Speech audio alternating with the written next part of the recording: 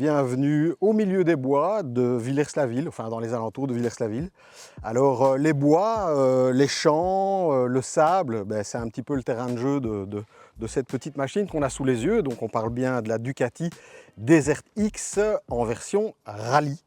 Donc c'est une version upgradée pour avoir entre guillemets un package plus apte à faire vraiment de l'enduro. Pour ceux qui veulent vraiment aller s'amuser et mettre gros gaz ailleurs que sur le macadam, eh bien cette Desert Rally X est vraiment bien foutue. Alors je l'ai essayé dans deux configurations. Alors ça m'a donné envie de lui donner un surnom. C'est la bête à deux têtes. Parce que cette moto m'a montré deux visages vraiment différents. En fait, c'est une moto que j'ai utilisée sur la route. Je me suis aidé du package électronique pour pouvoir effectivement tout configurer, pour pouvoir l'utiliser limite comme un super motard sur la route. C'était très drôle, très gai. Et puis ici dans les bois, dans les champs et tout ça, j'ai vraiment utilisé la moto. J'ai essayé de l'utiliser le plus fort possible. Alors surtout, qu'est-ce qui change entre la rallye et la normale? Alors bon, d'abord le moteur reste intact, enfin le même. Donc en fait c'est un V2 de 937 cm3 qui existe depuis des années, qui est aussi dans l'hypermotard, aussi dans une Monster. Enfin, je ne vais pas vous citer tout ça, mais c'est un moteur qui est connu, qui a de nouveau été retravaillé pour pouvoir offrir plus d'agréments, je pense, au niveau des moyens et des bas régimes, puisqu'on est quand même sur une machine qui nécessite pas mal de grippe à bas régime. J'ai envie de dire que l'élément principal de transformation entre la normale et la X, c'est évidemment les suspensions. Là, on revient sur des suspensions Kayaba Pro, qui sont en fait, qu'on retrouve déjà sur pas mal de nouveautés, qui sont en fait des modèles qui sont tous dédiés à l'enduro. Et donc en fait, ces éléments Kayaba que j'ai sous les yeux, en fait, c'est vraiment très ressemblant à ce qu'on utilise sur les machines de cross et d'enduro, tout simplement. Sauf que, évidemment, les ressorts sont tarés différemment parce qu'il y a beaucoup plus de poids à embarquer. Mais voilà, donc vous avez évidemment la fourche qui change, gros amortisseur qui est ajouté aussi pour pouvoir encaisser les chocs. Donc c'est une machine, je me répète, mais c'est toujours bien important de comprendre que c'est bel et bien la qualité d'amortissement qui grimpe, et donc ça veut dire qu'en toute situation, les suspensions sont meilleures. Alors vous avez la possibilité aussi d'avoir une action ici directe sur la précharge du ressort si vous êtes fort chargé ou si vous avez quelqu'un à l'arrière. Ce sont des éléments qui sont entièrement réglables. Sur cette moto, en fait, ils ont monté des jantes Excel, des jantes qui nécessitent de monter des pneus avec des chambres à air. Donc en cas de crevaison, quand on est dans le désert ou dans les champs ou dans les bois, en fait c'est beaucoup plus facile de remplacer une chambre à air, contrairement à un peu de tubeless qui est irréparable ou presque. Et donc c'est bel et bien des chambres à air qui équipent ces roues. Donc c'est une roue de 21 qui est à l'avant, une roue de 18 à l'arrière, donc c'est des valeurs qui sont tout à fait normales par rapport à des motos qui sont réservées à une utilisation plus endurisée. Alors au niveau amortissement, en fait, on a aussi l'apparition d'un amortisseur de direction Öhlins de très belle facture, réglable, qui est juste en position centrale. Vous avez des crash bars ici, au cas où vous couchez la moto. Alors détail, hier je me posais la question, je disais mais qu'est-ce que c'est? Et c'est en la lavant ce matin que j'ai vu de près. En fait c'est tout simplement un sabot en carbone forgé.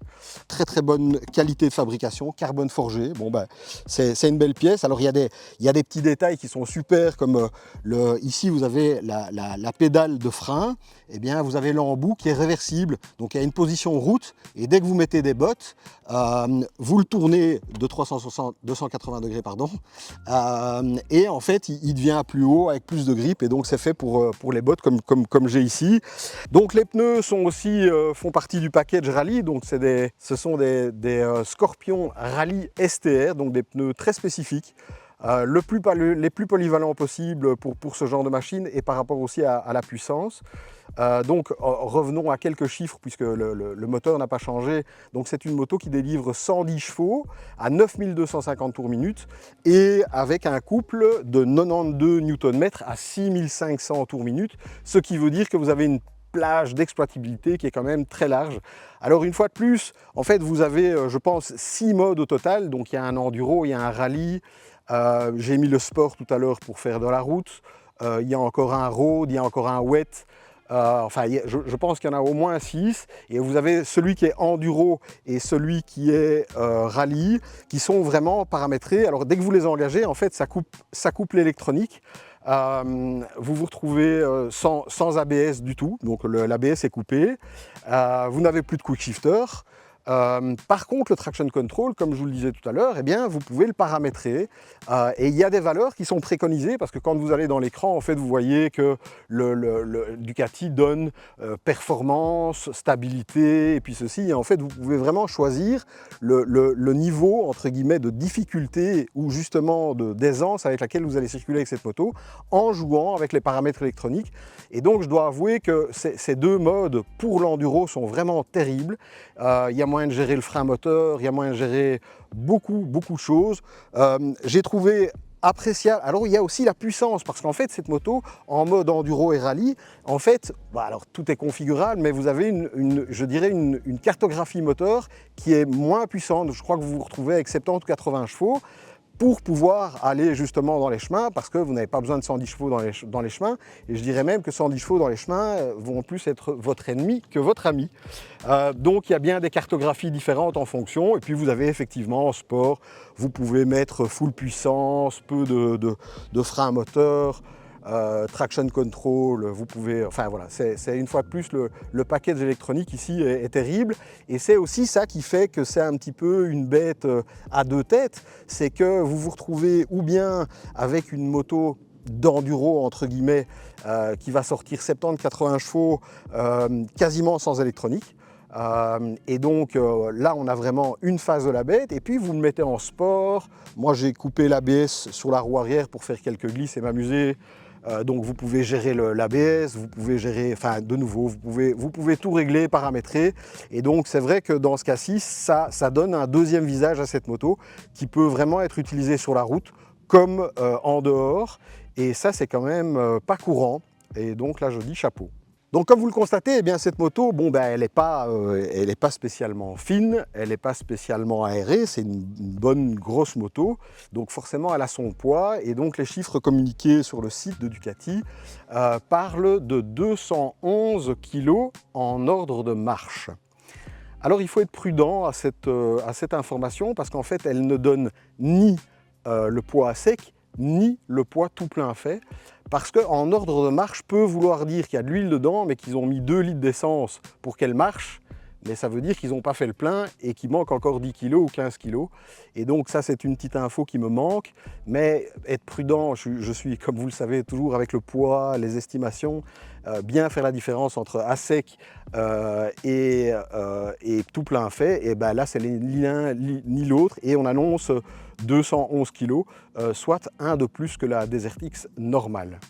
Alors au niveau ergonomie, eh bien je dirais que, alors moi j'étais extrêmement bien assis dessus, c'est confortable, très bonne position. Alors j'ai eu la chance de recevoir cette moto, qui est une moto de presse, avec une selle basse, à savoir que la selle ici que vous voyez, noire en 2 éléments, n'est pas la selle d'origine est avec un fond rouge, et en fait moi ils m'ont livré la moto, à mon grand bonheur, avec une selle basse.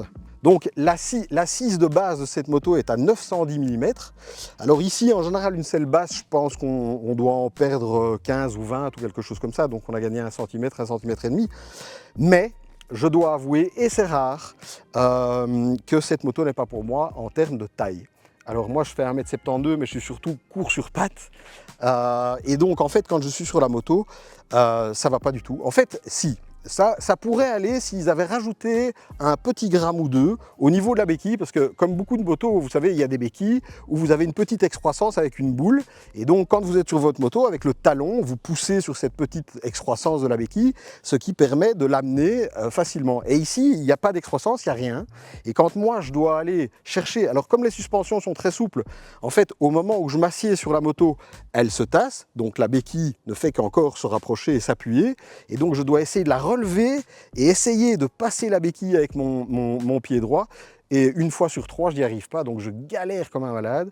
Et donc je dirais que ça, c'est le truc qui... Voilà, c'est rare que je dise qu'une moto est haute, mais celle-ci, franchement, elle est haute. Alors c'est toujours la même chose, hein. Une fois que vous avez fait 3 mètres, c'est parti. Et comme je dis toujours, Gaston Raillet a gagné le Dakar sans toucher les pieds, et ça ne lui a jamais posé de problème.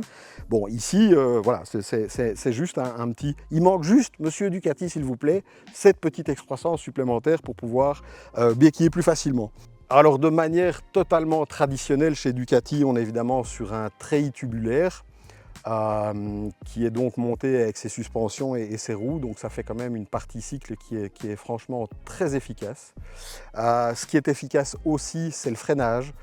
Très bon freinage avec 2 disques de 320 à l'avant, pincés avec des étriers Brembo M50, donc c'était en fait la gamme juste avant la sortie des Stylema. C'est des excellents, enfin ça reste des étriers de sportives. À l'arrière, vous avez un étrier toujours Brembo, mais seulement 2 pistons, mais quand même un disque de 265, ce qui permet des gros ralentissements à l'arrière, et sur ce genre de machine, c'est extrêmement important. Donc je vous disais, le prix qui reste toujours un petit peu plus haut que la moyenne chez Ducati, donc on est à 22 595 €. C'est le prix d'une moto à 2 visages. C'est le prix d'une moto avec une très bonne finition, des éléments de suspension exceptionnels, un package électronique vraiment impressionnant, parce que moi je connais plutôt la vitesse, mais là on passe sur de l'off-road.